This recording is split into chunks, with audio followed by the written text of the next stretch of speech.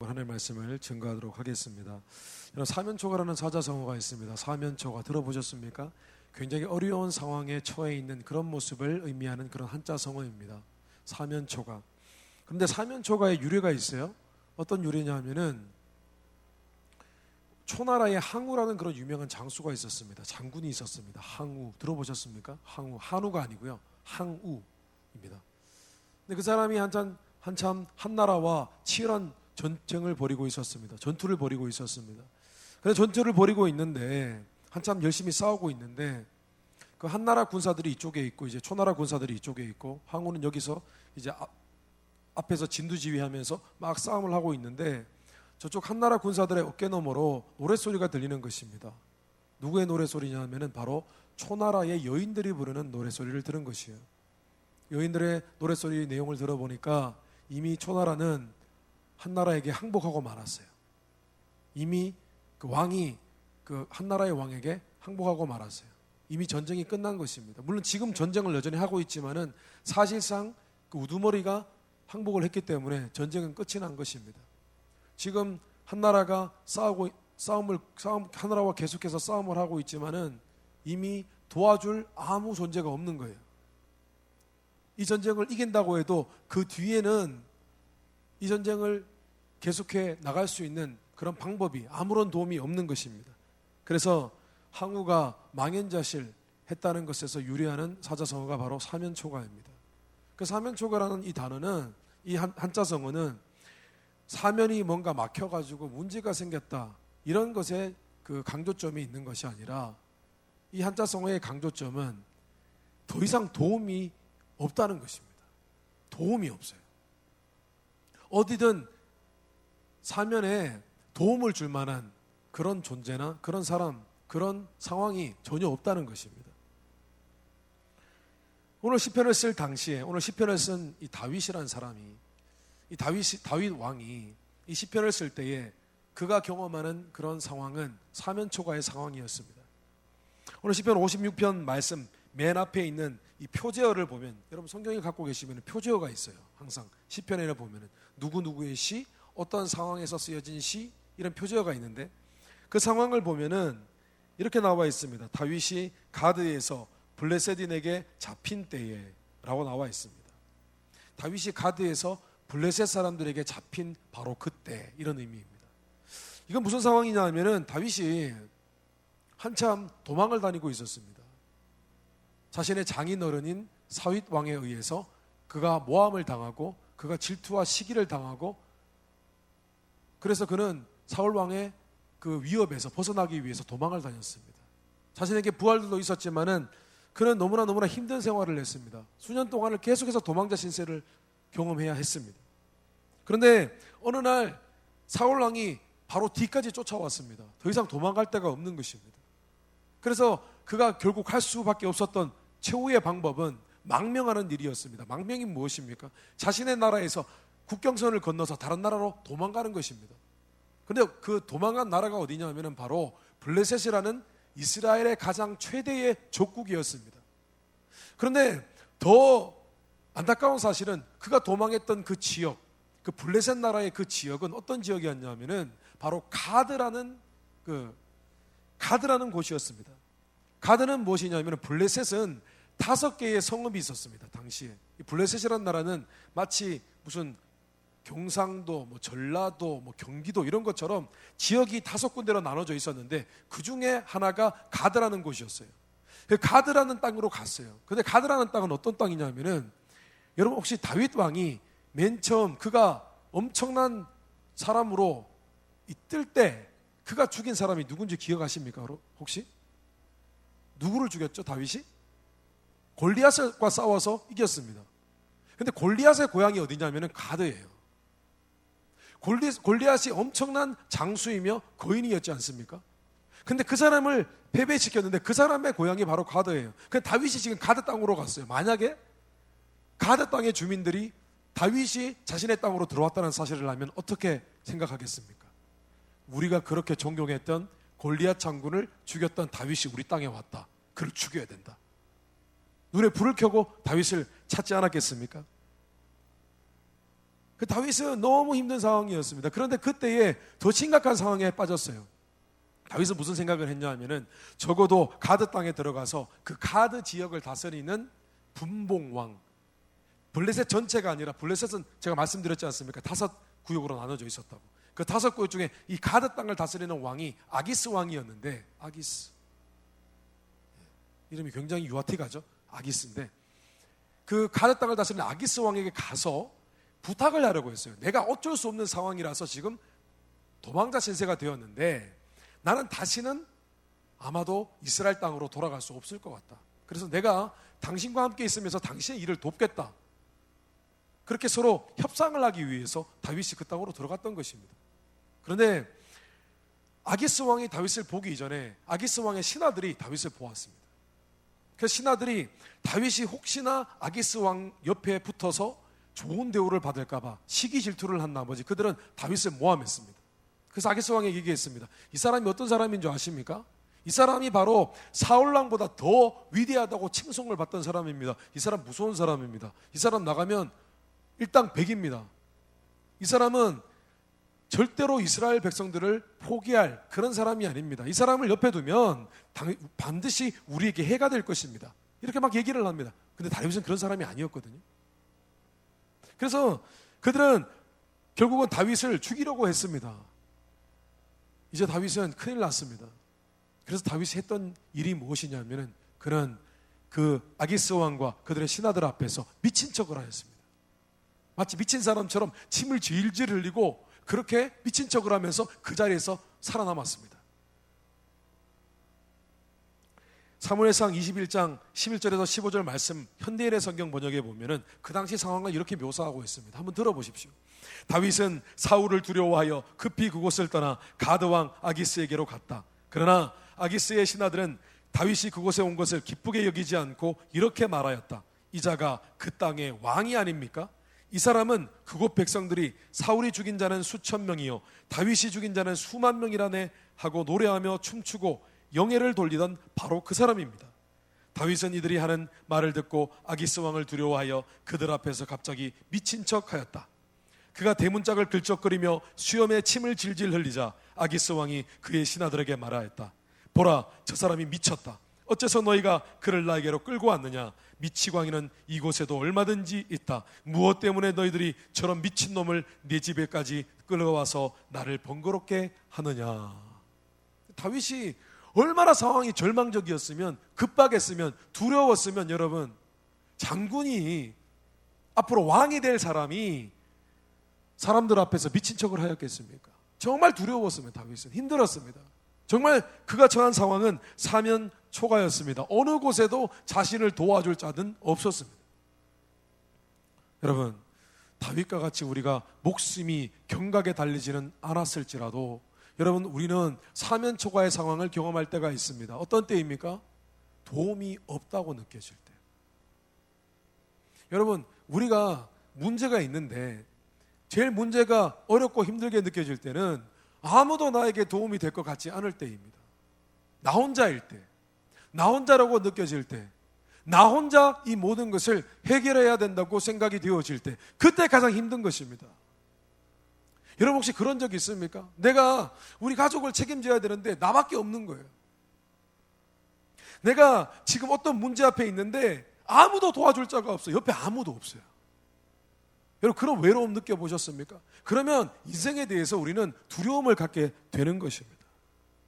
예를 들어서 가족이 아픕니다. 가족이 아픈데 의사 선생님이 와서 이렇게 얘기를 합니다. 당신의 아버지가, 당신의 어머니가, 당신의 동생이, 당신의 누나가 수술해서 나을 확률은 절반밖에 되지 않습니다. 50%밖에 되지 않습니다. 여러분 보험도 있어요. 의료보험도 있고 메디컬 인슈런스도 있고 옆에서 위로해 줄 사람도 있어요. 괜찮아, 괜찮아질 거야 라고 해줄 사람도 있어요. 그런데 정말 필요한 도움은 없어요. 수술 확률의 성공률이 50%인데 51%, 53%로 늘려줄 존재는 아무도 없어요. 그때의 사람은 절망합니다. 두려워합니다. 근데 우리가 살아가는 동안에 이런 일들이 얼마나 많은지 모르겠습니다. 실제로 신분 문제, 재정적인 문제, 가만히 생각해보면 그것조차도 여러분 우리를 도와줄 존재가 없다는 것을 느낄 때가 있습니다. 그럼 얼마나 외롭습니까? 두렵습니까? 앞으로 뭘 해야 될지 막막합니다. 혼자 가슴앓이하고 혼자 힘으로 해결해야만 할 것 같은 그 중압감 때문에 가슴이 답답해지는 것입니다. 그렇다면 다윗은 이런 상황 속에서 그가 어떻게 영적으로 대처하며 이 상황을 해결할 수 있었을까요? 이 상황을 돌파할 수 있었을까요? 첫째로 다윗은 자신 안에 있는 두려운 마음부터 먼저 정리하였습니다. 자신 안에 있는 두려운 마음, 좌절된 마음, 절망하는 마음, 이 마음을 먼저 깨끗이 정리하였습니다. 오늘 3절 말씀해 보니까 내가 두려워하는 날에는 내가 주를 의지하리이다. 두려워하는 날에는, 좌절되어지는 날에는, 힘들어서 견딜 수 없고 외롭다고 느껴지는 날에는 나는 주를 의지하리이다. 이렇게 얘기를 했습니다. 여러분 성경 말씀에 보면은 두려워하는 마음, 좌절된 마음, 모든 네거티브한 그런 생각과 마음은 하나님이 주신 적이 없다고 그렇게 증거하고 있습니다. 디모데후서 1장 7절 말씀에 보니까 하나님이 우리에게 주신 것은 두려워하는 마음이 아니요 오직 능력과 사랑과 절제하는 마음이니. 여러분 이 말씀에 따르면 하나님께서는 사람에게 부정적인 마음을 심어두신 적이 없다는 것입니다. 다시 말하면 하나님은 창조할 때 사람에게 부정적인 마음, 두려워하는 마음을 주신 적이 없다는 것입니다. 여러분은 이 사실을 믿어야 되고 기억해야 됩니다. 여러분 우리가 갖고 있는 많은 감정들 가운데 하나님이 주신 적이 없는 마음이 있어요. 그러니까 우리의 원래 DNA, 원래 죄를 짓기 전에 우리의 마음, 우리의 브레인은 그런 부정적인 생각과 마음을 가진 적이 없다는 거예요. 그렇게 되도록 하나님이 설계하시지 않았다는 것입니다. 여러분 그렇다면 두려워하는 마음, 좌절하는 마음은 어디서 온 것일까요? 그것은 사람이 죄를 지었을 때에 인간에게 있는 죄의식에서부터 비롯된 것입니다. 사람이 아담과 하와가 하나님 만드신 첫사람 아담과 하와가 죄를 지었을 때에 사람의 마음 가운데 죄의식이 찾아왔습니다. 여러분 죄의식이 뭡니까? 죄의식은 죄를 지었을 때에 양심에 느끼는 가책을 의미합니다. 양심이 가책을 느끼면 사람들은 이상한 감정을 느끼게 됩니다. 굉장히 복잡 미묘한 감정을 느끼게 됩니다. 아담과 하와가 처음 죄를 지었을 때에 그들이 가졌던 그들의 마음, 복잡한 감정을 보면은 제일 먼저 부끄러워졌습니다. 그 부끄러움이 육신의 부끄러움으로 나타났습니다. 내가 짐승과 다르게 우리는 벗었네? 부끄러워하기 시작했습니다. 하나님을 보기가 두려워졌습니다.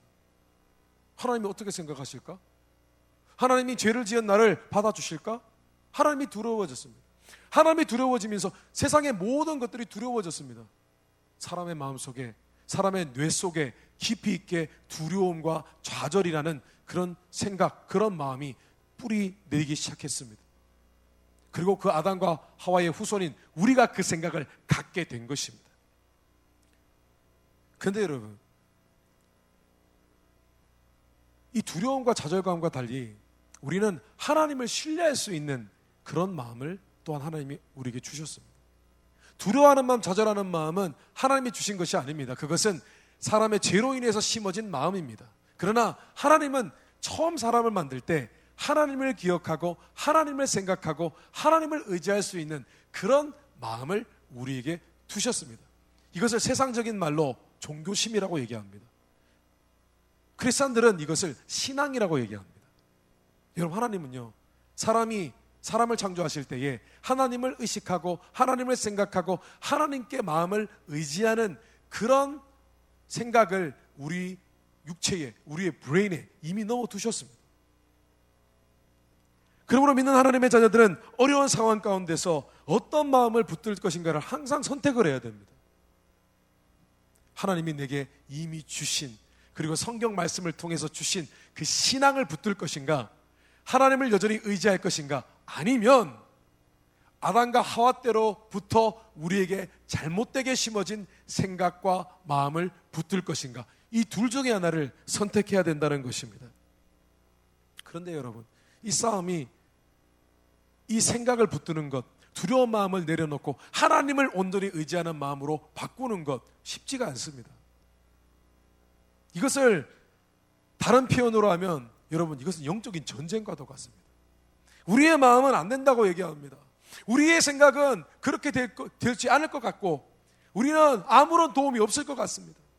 좌절하고 싶고 절망하고 싶고 그냥 다 포기하고 싶고 그냥 마음을 그냥 다 내려놓고 그냥 아무 생각하기 싫고 그런 마음입니다. 그러나 하나님은 우리에게 나를 의지하라고 말씀하십니다. 나에게 의존하라고 말씀하십니다. 나를 신뢰하라고 말씀을 하십니다. 그래서 여러분 이 싸움 해야 됩니다. 마음의 싸움을 해야 됩니다. 마음의 영적 싸움, 영적 전쟁을 해야만 되는 것입니다. 그래서 우리는 마음으로 이겨야 합니다. 오늘 3절 말씀에 영어 표현이 정말 사실적입니다. Put my trust in you. 나의 신뢰하는 마음을 당신에게 두었습니다. put이 뭐예요? put my trust. 나의 신뢰를 당신에게 두었다는 뜻이잖아요. 그 다윗은 지금 자신의 마음을, 감정을 표현한 것입니다. 원래는 신뢰하고자 하는 마음을 잃어버렸고 두려운 마음으로 가득했는데 다시 한번 하나님을 신뢰하는 그 마음, 생각을 하나님께 두었다는 것입니다. 내 마음을 바꾸었다는 것입니다. 나의 두려워하는 마음, 절망하는 마음을 내려놓았다는 것입니다. 하나님을 믿는 자들에게 하나님을 신뢰하는 마음이 있는 것은 당연합니다. 그러나 믿는 우리는 어려운 상황 속에서도 다시 한번 우리 안에 솟아오르는 그런 부정적인 생각과 마음을 내려놓고 하나님을 신뢰하는 그 선택을 매번 해야만 하는 것입니다. 두려운 마음 대신 신뢰하고자 하는 마음을 하나님께 두기만 하면 하나님께서는 우리의 마음에 능력을 주십니다. 마음에 용기와 담대함을 가질 수 있도록 능력의 마음을 주십니다. 제가 앞서 증거한 것처럼 디모데후서 말씀 가운데 분명히 이런 말씀이 있습니다. 하나님이 우리에게 주신 것은 두려워하는 마음이 아니요 오직 능력의 마음이라고 했습니다. 능력의 마음. 여러분 마음도요 능력이 있어요. 사람이 육체적으로 능력이 강한 것이 아니에요. 사람의 마음, 사람이 강한 것은요 마음에서 결정이 되는 것입니다. 마음에서.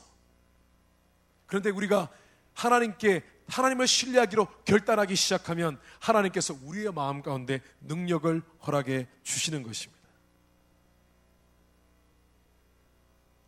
저는 살아가면서 마음에 부담이 되었던 적이 참 많이 있었습니다. 하나님을 섬기기 위하여 부르심을 받고 교회를 섬기기 시작하면서도 많은 부담이 되었었고 제가 겉으로는 겁이 없는 것처럼 보이지만은 속으로는 여러 가지 많이 고민을 하게 됩니다. 지금도 마찬가지입니다. 제가 감사하는 교회를 이렇게 더 맡겨주신 일에 더욱더 그 큰 일에 그 큰 일을 감당하기 위해서 내가 무엇을 해야 될까 생각해 보면은 참 가슴이 막막합니다. 무엇을 해야 될까? 내가 어떻게 감사하는 교회를 더 복되게 할 수 있을까? 물론 내가 하는 것이 아니라 하나님께서 하시는 것이지만은 부담이 크고 책임감이 무겁습니다. 그런데 그때마다 두려움이 옵니다. 두려움이 오고 스트레스가 오고 그렇습니다. 그런데 저는 다시 한번 하나님께 신뢰하는 마음을 올려드립니다. 하나님 신뢰합니다. 하나님만 신뢰합니다. 제가 할 수 있는 일들은 아무것도 없습니다. 제가 할 수 있는 일이 무엇이겠습니까? 하나님을 신뢰합니다. 하나님께서 도와주시는 것을 제가 믿습니다. 다시 한번 고백하고 또 고백하고 또 고백하는 것입니다. 그저 겸손히 하나님만 바라는 것입니다. 오늘 4절 말씀에 내가 하나님을 의지하고 그 말씀을 찬송하올지라 내가 하나님을 의지하였은즉 두려워하지 아니하리니 혈육을 가진 사람이 내게 어찌하리까. 오늘 다윗의 고백처럼 여러분 마음 가운데 두려움의 마음을 제하고 그것을 정리하고 하나님을 온전히 신뢰하는 마음을 가지시기를 주님의 이름으로 축원합니다. 다시 한번 여러분 앞에 두어진 모든 문제와 상황 가운데서 하나님께 신뢰하는 마음을 올려드리십시오. 그것을 회복하십시오. 그리고 오늘 성령님께서 여러분 하나님께 의지하는 마음을 드린 여러분에게 어떻게 역사하시는지를 여러분 경험하게 되시기를 주님 이름으로 축원합니다. 하나님께서 여러분의 마음을 능력으로 붙잡아 주실 것입니다. 둘째로 다윗은 하나님께서 자신의 모든 상황을 다 아시고 보고 계시며 도와주실 것을 확신하였습니다. 다윗은 아기스 왕 앞에서 미친 척하였습니다. 그런데 여전히 그는 블레셋 땅에 머물러 있어야만 했습니다. 이스라엘 땅으로 돌아갈 수 없었습니다. 그것에서 사는 동안에 계속해서 미친 척을 해야 됐습니다. 그러나 신하들은 그가 혹시 미치지 않은 것은 아닐까? 계속해서 다윗의 일거수일투족을 지켜보았습니다. 감시당해야만 했습니다. 자칫 그가 정상인 사람으로 보이게 되면은 그는 언제든지 공격을 당하거나 죽을 수 있었습니다. 그런데 그때 그는 하나님을 여전히 신뢰하였습니다. 그런데 구체적으로 어떻게 신뢰했냐 하면은 하나님이 지금 나의 모든 상황을 지켜보고 계시는 것을 확신했습니다. 또한 하나님께서 내가 하나님께 드리는 간구, 하나님께 부르짖는 모습까지도 보고 계시고 듣고 계신 것을 확신하였습니다. 그리고 또 하나, 세 가지를 확신했는데 또 하나는 하나님이 여전히 내 편이 되어주시는 것을 확신하였습니다. 오늘 말씀에 8절 9절 말씀에 보니까 나의 유리함을 주께서 계수하셨사오니 나의 눈물을 주의 병에 담으소서. 이것이 주의 책에 기록되지 아니하였나이까. 내가 아뢰는 날에 내 원수들이 물러가리니 이것으로 하나님이 내 편이심을 내가 아나이다. 다윗은 참 독특한 사람이었습니다. 생명책이 있었어요. 성경 말씀에 보면 생명책이 있어요. 하나님의 구원받은 자녀들의 이름을 낱낱이 기록해 놓은 생명책이 있어요. 여러분 이해가 안 되시겠지만 천국에는 생명책이 있습니다. 또 하나 있습니다. 역사책이 있습니다. 누구의 역사냐면 이 세상에 있는 모든 사람들 개개인이 살았던 모습, 그들의 입술로 뱉었던 말들, 이 모든 것들이 기록되어 있는 책이 있어요. 근데 다윗이 이 책이 있다는 것을 어떻게 알았는지 모르겠어요. 어쩌면 하나님께서 계시로 그에게 가르쳐 주셨는지 모르겠습니다. 근데 다윗이 내가 하는 이 모든 상황이 기록된 그런 역사책이 있다는 것 내가 압니다. 이렇게 고백을 했어요. 그러면서 다윗이 깨달았습니다. 이 모든 것들이 기록되어 있는 책이 있다면 하나님이 모든 나의 상황을 지켜보고 계시는구나. 하나님께서 내가 뱉은 모든 말들, 하나님께 기도했던 모든 부르짖음을 듣고 계시는구나. 그리고 하나님은 여전히 생명책에, 역사책에 기록되어 있는 나의 삶의 주인, 나의 삶의 편이 되어 주시는구나. 그렇게 믿었던 것입니다. 여러분, 우리 하나님은 자신을 믿고 따르는 자들이 힘들 때 여전히 지켜보고 계시는 분이십니다. 여러분, 하나님께서요 우리와 함께 하세요. 하나님께서 어려운 상황 속에서 여러분이 울고 있을 때에 하나님이 그 옆에 계시는 것이에요. 정말 하나님 그곳에 계세요.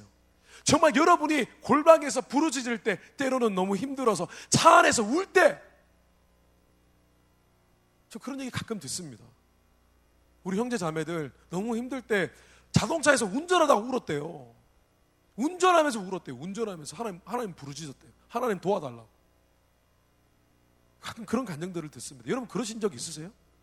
차 안에서 운전대 잡고 울어보신 적 있으세요? 저는 그런 적이 있습니다. 근데 그 순간에도 하나님께서 여전히 지켜보고 계신다는 것이에요.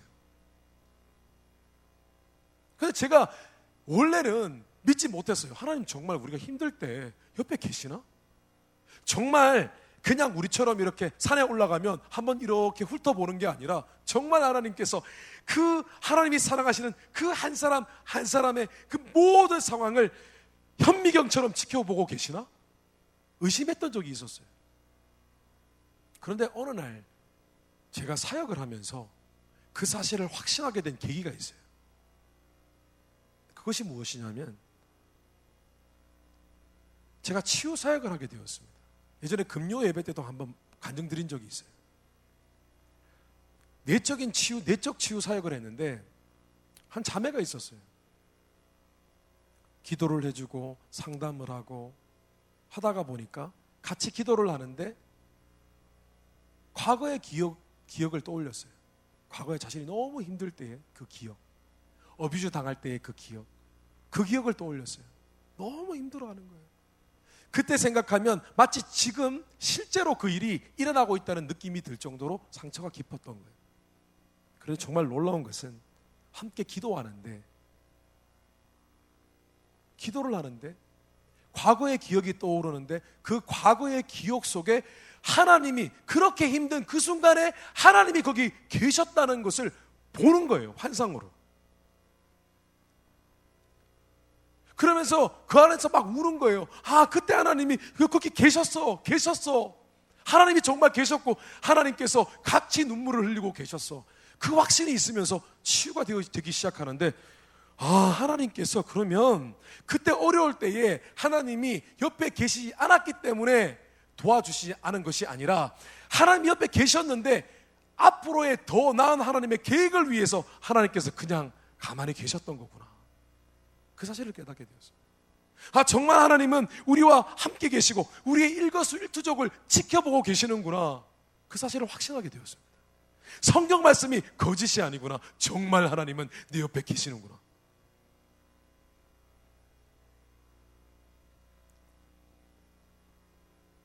여러분, 죄를 지었을 때 하나님이 하나하나 선미경처럼 다 보고 계셨다 생각하면 여러분 섬찟합니다. 그죠?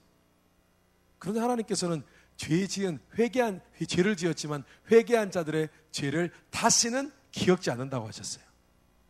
그런데 여러분, 우리가 힘들 때에 하나님께서 우리의 일거수일투족을 보고 계시며 함께 눈물을 흘리시고 함께 안타까워하시며 함께 우리를 위로하시기 원하시는 그분이 계시다는 것을 여러분 생각하면 여러분 기분이 어떻습니까?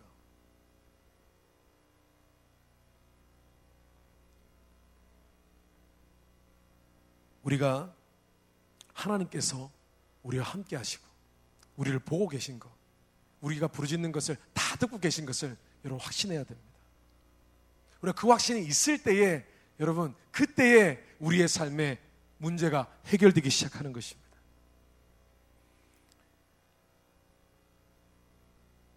저는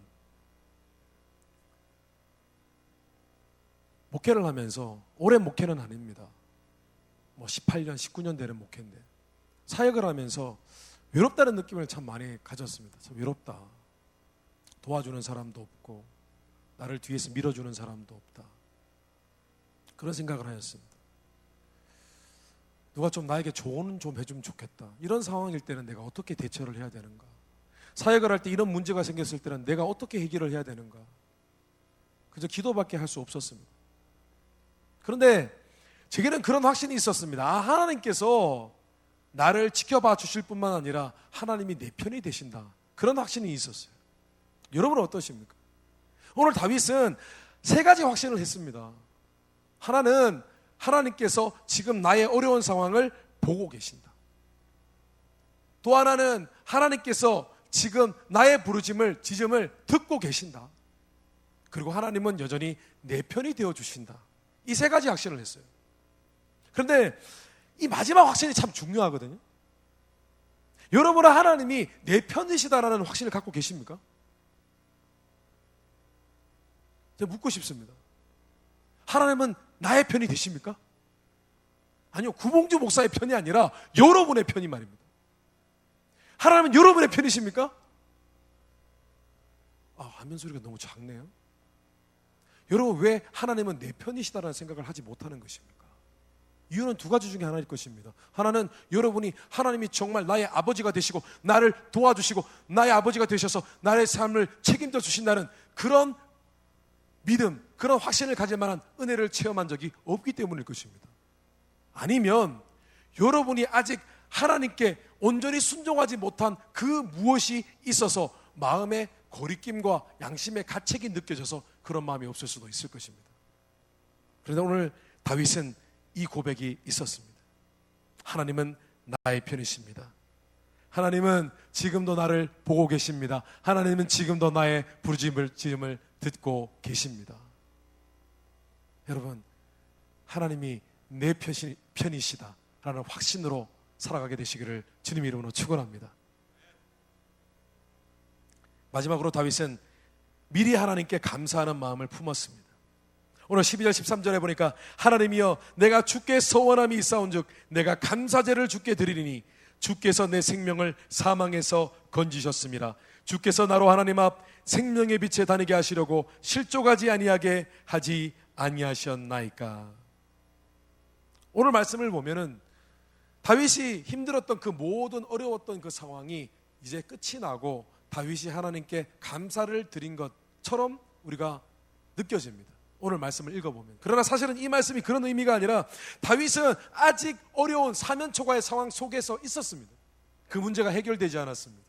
그런데 그 문제가 해결되지 않은 상황에도 마치 이미 그 문제가 해결된 것처럼 생각하였고 그는 하나님께 감사하였습니다. 여러분, 다윗처럼 믿는 우리는 어려운 때에 아직 상황이 나아지지 않은 때에도 미리 하나님께 감사할 수 있어야 됩니다.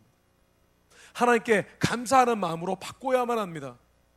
그 감사하는 마음으로 바꾸는 것은 두 가지로 나타납니다. 하나는 하나님께 감사의 고백을 입술로 표현하는 것입니다. 또 하나는 하나님께 감사의 헌물을 드리는 것입니다.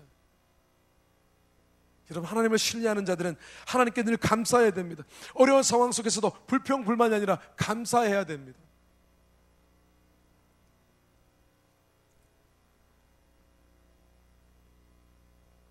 여러분, 감사의 헌물을 드려보십시오.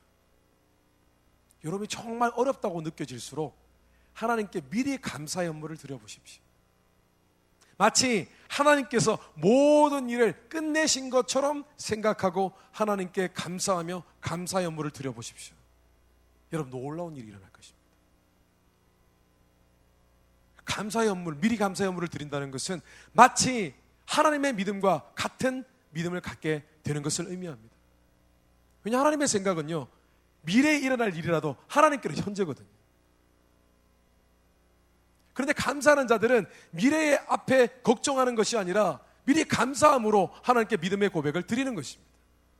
그래서 하나님은 감사하는 자들을 기뻐하십니다. 그 중에서 미리 감사하는 자들을 기뻐하십니다.